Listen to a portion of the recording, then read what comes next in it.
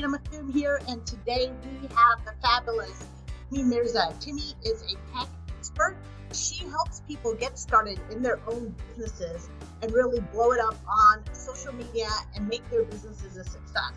Many of us feel that, hey, if we just have a business idea, we're going to start making money, but there's a few steps before that. Timmy, welcome today.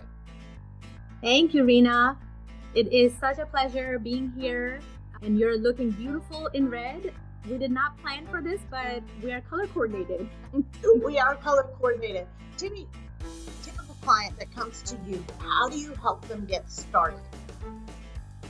Rena, the first thing is really narrowing down their idea, the business idea they have. There is a pretty great formula that they can use to really narrow down what they want to put out into the world.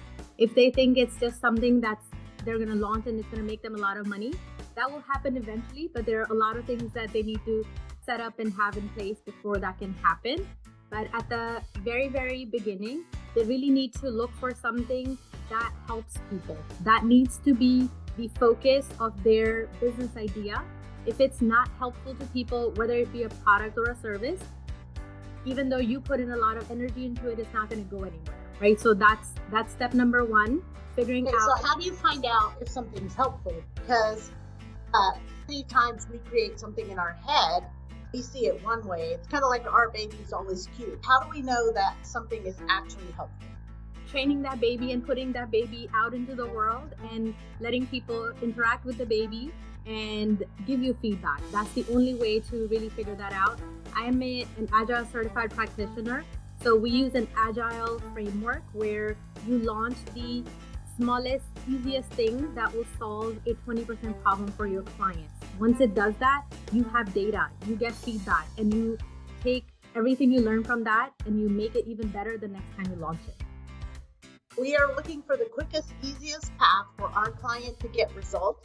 We're going to get some feedback to figure out if the client likes it or not. I think that is so important because when I started my business, feedback from the clients, getting those forms on how I did, I was shocked how I thought I did and how the client thought I did. Then getting that extra piece of information was so helpful. So now they have launched their idea onto the market. How much feedback do we need?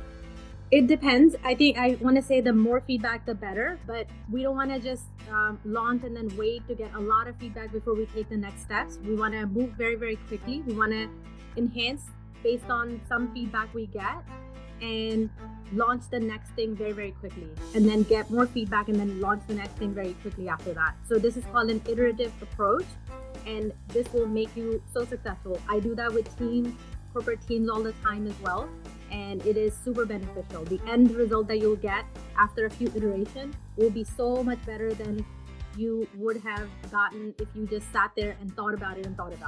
By taking action is how you're really going to get results. Absolutely. And my whole thing, people always ask me, how do you get successful?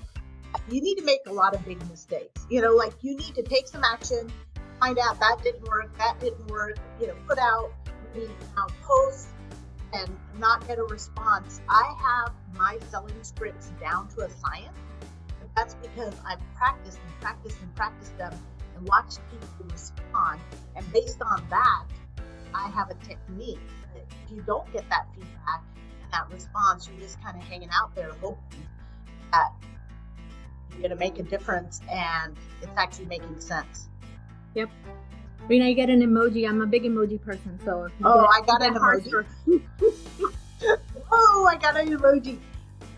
This is an iterative process. So when you say you launch something, does this mean they're going to post it on social media and get feedback? Does this mean they need an email list? Or are they going to gather, a dozen friends and family and run it by them? How do they get this feedback? I think you want to have family and friends in your corner, but I don't think you want to be selling to them. I don't think that's a great strategy because it doesn't go anywhere. Our family members love us, but they are also our critics sometimes. So I would say focusing on one platform, a social platform, is probably the best way to get started. Not worrying about a website, not worrying about a logo, all of those things will fall into place later on. I feel like And entrepreneurs, when they're first starting out, they focus so much on those trivial things because they think that makes a difference. Yes, it does. Once you have 1,000 followers, or you have a huge email list and things like that, it does make a difference at that time. But when you're first starting out, people are really attracted to your energy. People are really attracted to the problem that you're solving, how you're serving them.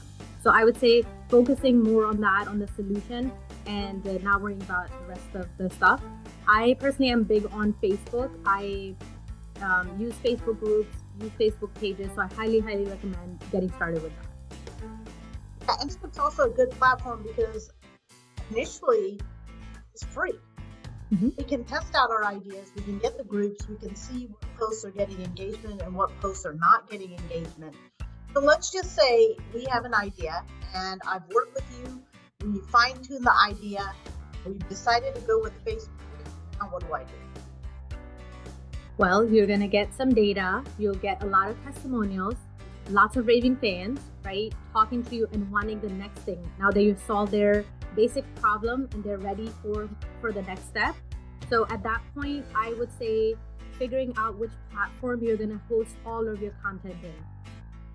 Because I think sometimes technology becomes very complex when you have so many different things that you have to figure out and worry about. Picking one of the different platforms that you have and sticking with that and putting all your content there and nurturing your people there and using that platform basically for everything, from selling, I would say not even before even selling, marketing, selling, posting, feedback. The whole ecosystem should live on one platform, and there are some platforms that are really good with that. I personally like Teachable a lot. I've tried Kajabi as well. Kajabi does not have a big learning curve, so you can get up and running very quickly. However, it comes with a pretty big price tag, and you're first starting out, that may be roadblock for you. If that's the case, I would say Teachable is a really good platform to get started with. And they have a free plan, and you can have a few products there. Once you get going, then you can upgrade to the pro version and then keep going. You said you post your offer and you nurture people and get feedback. How are we nurturing people and how are we getting feedback? We are serving. That's how we're nurturing our people. We're listening to them. We're being in their space. We're really getting to understand what their pain points are, what will make their lives better, and delivering that solution to them, making them part of the solution. Because if I come up with a solution on my own, is not as powerful. If they are part of the solution, they are so much more engaged and so much more ready to implement that and have a lot more success with it. So definitely, engaging with them in real time as much as possible. Now, I have had team members who I give a lot of coaching to, and then they'll start off and they don't get any engagement initially. So how do you overcome that? How do you overcome the emotional part of that? Because sometimes it's hard because we feel like we're working and the results are just not there. Mm-hmm. I would say a good strategy is having a few people that you already know and letting them know what you're offering beforehand so they can engage with other people in the community. Sometimes if it's just a host trying to engage everybody, it doesn't go over so well.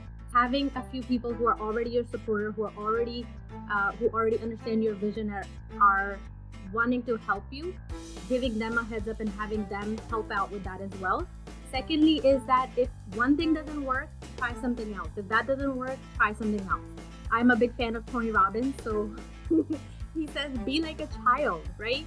Children, you cannot say no to them and they won't stop. If a child wants an ice cream, he's going to figure out a way how to get that ice cream. So basically just, keep trying with different ideas and things like that. Sometimes questions help, but if they are invasive, a lot of people do not feel comfortable responding in a group. So being mindful of that, right?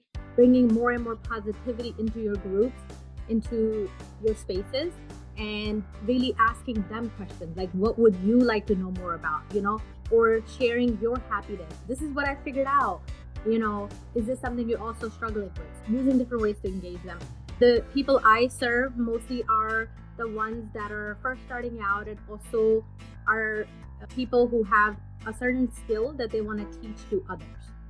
For them, learning new things is a big thing. Fixing technology problems is a big thing. So I recently started a Simplify Tech video series. I go live in my group once a week and we cover a tech topic just like that. So awesome. Right, I think I got it. So first they need to find an idea that they can test out and solve 20% of someone's problem. Then they want to serve, nurture the audience and get some feedback.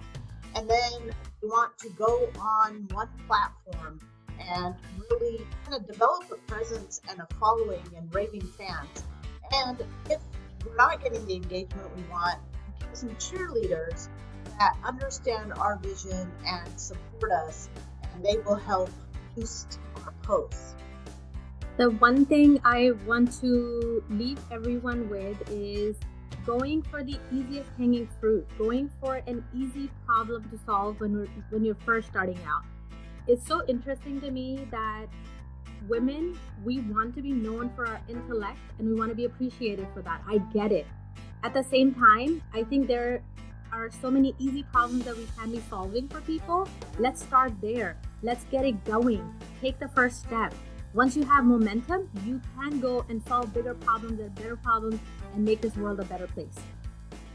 Well, awesome. So we definitely want everyone to go on YouTube and Tech with Timmy and follow Timmy. She's got some great ideas. And also, Timmy, thank you for being here today. Thank you so much, Rina, for having me.